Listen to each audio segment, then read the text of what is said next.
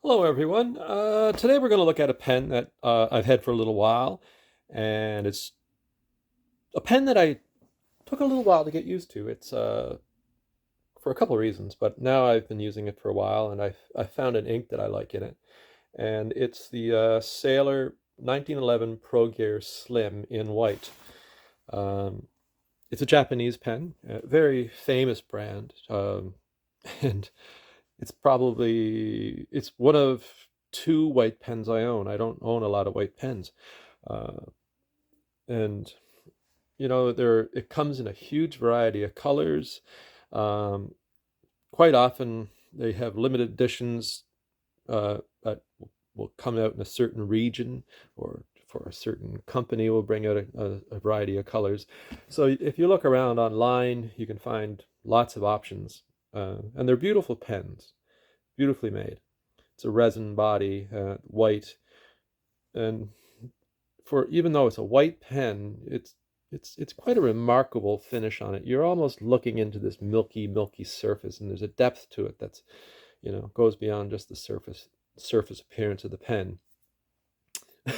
One thing I find about it, it's a screw cap. I tend to like pull caps a lot lately, and this is the screw cap, and it's look at the threads. It's got a lot of threads. And you unscrew it and it's uh but that's just a minor thing.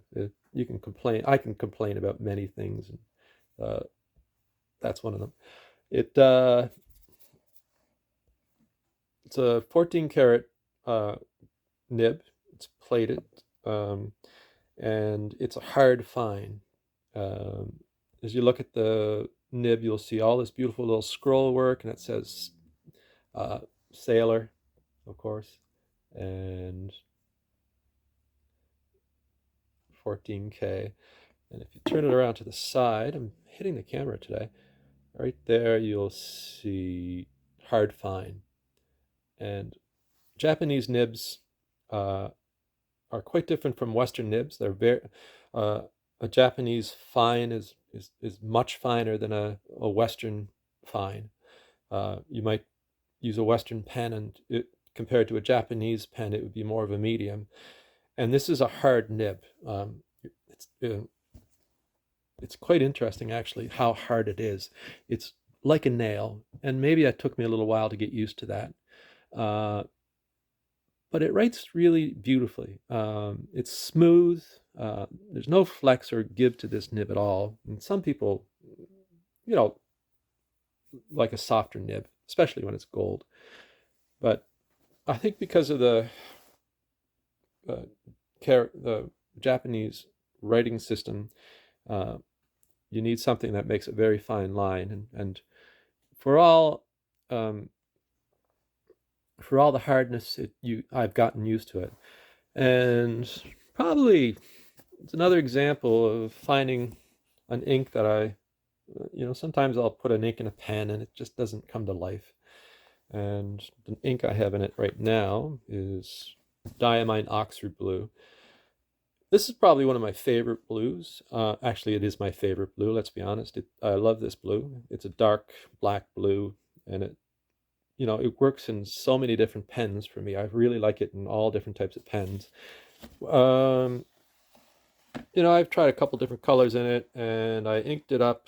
I started using Oxford Blue on this pen back in January, and I keep a record of what's inked. So just so when I'm looking at the pen, I'm wondering what is that color. I can go to this notebook that I keep, and I have all my information about what's inked and what color it is. Nice little habit. A friend recommended that to me, and it works. It's kind of nice to know. Um, so yeah, so as you can see, it's a very fine line, very, very fine line.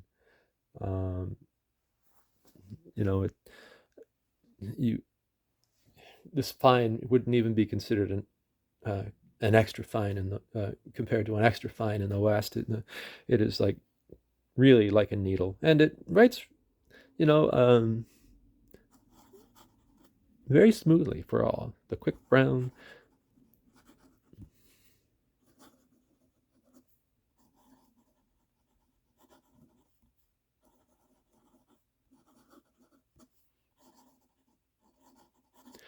Now, even though I say it's smooth, I do feel it when I'm writing.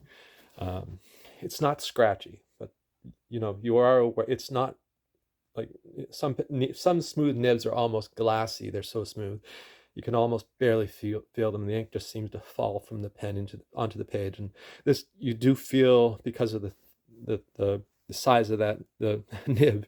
You do feel it against the page, but and maybe that was the problem I had at first with it, but I've gotten very used to that, and um, I found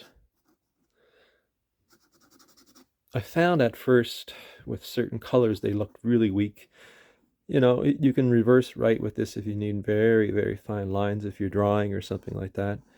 But it feels pretty rough well, not rough, but it feels very sharp when you're reverse writing. Um, Now, it comes in different sizes, of course. And the one I have is actually the smallest that I'm aware of. I'm probably wrong, but it's the 911 Pro Gear Slim, and it's a small pen. Uh, it's when I measure it, it's almost uh, 4 7/8 inches, according to my ruler there. And I don't think I have overly huge hands, but I don't have small hands. But because I like vintage pens so much, I really like this pen. I like the size. Sometimes I actually prefer small pens over large pens. I sometimes feel slightly embarrassed if I'm at a meeting or something, or uh, doing something, and I pull out this massive pen. It's almost ostentatious in a way, but I really enjoy small pens. Uh, I use it capped, and it becomes a good sized pen when it's capped. Um, it fits the hand very well. It's different from a vintage pen in that it is thicker. Vintage pens are would be thinner than this. So, some of my older pens, like my Reforms and a few other ones, would be much thinner than this. But it actually is very comparable in width to, say, a TWSBI Echo. The barrels are very similar in width. The TWSBI capped is the same length pretty much as the Sailor posted.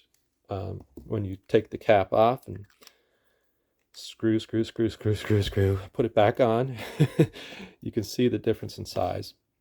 I don't have a scale on hand, but you know what? They actually feel very similar just in my hand weight wise. So it's not an overly light pen like for the size.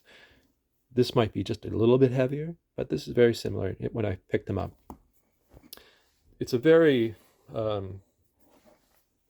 well-designed pen. I quite like Sailor. They're a classic design, and I like classic designs. Um, I can't really say much more about it. I have another yellow pen here, or another white pen here that over time has aged and grown to, well, as far as I'm guessing that this is yellowed over time. I don't know how white it was when it was first made. This is a Spanish Noxochrome 55, probably from the 60s or 70s. So, it's been used and handled. But yeah, all in all, I really like the pen. Um, I probably won't be getting into any more Sailors. They are expensive, and even though I like this pen very much, um, I use my TWSBIs more often. I use my uh, Lamy 2000 more often. I use some of my more expensive, at least I use some of my cheaper pens far more often. But it's nice if you're into fountain pens, and you know uh, if you get an opportunity, I suggest getting a Sailor. It's one of those pens that a pen enthusiast should have in their collection if you can save up your pennies, or maybe you don't have to save up your pennies. I have some friends who have several Sailors and they love them. They come it's kind of a rabbit hole. There's so many colors available that people get into collecting them, and they come out with limited editions, and they're different sizes. They a larger, they go up to the King of Pens, which is quite a big pen, And the Pro Gear 911s, they come different sizes too, so and some people like that, getting into all the different colors and sizes. But I think for me that this is probably the one sailor that I need now. I wonder if you out there listening to this video would maybe drop me a comment, tell me how many sailors you have. Do you like the pen? Do you not like the pen? Do you think this is too small for your hand? Do you like the hard nibs? Do you like do you like Western or Eastern nibs? Compare, different sizes, things like that. I enjoy hearing about those things from people. And anyway, thank you for watching. And if you like the video, I'd like you to give it a thumbs up. And if you're new to the channel, or if you've come back for several times, I'd really appreciate it if you'd subscribe to my channel. It's slowly building, and it's a lot of fun to do. And I've just sort of been enjoying the communicating through comments and learning new information. A lot of people have told me things that I've, you know, somebody suggested a Nibmeister, somebody suggested different inks and different pens and different papers. That's the great thing about being for me to do this, because I love the hobby of collecting fountain pens. I know I'm not a great reviewer or anything like that, and I'm not even trying to be. I really enjoy the hobby, and I just like to talk about my pens. And I love, with my pen club, getting together and chatting about pens and finding out information. I'm all about finding out new things. So anyway, thank you very much, and I hope you all have a great day. Thanks. Bye-bye.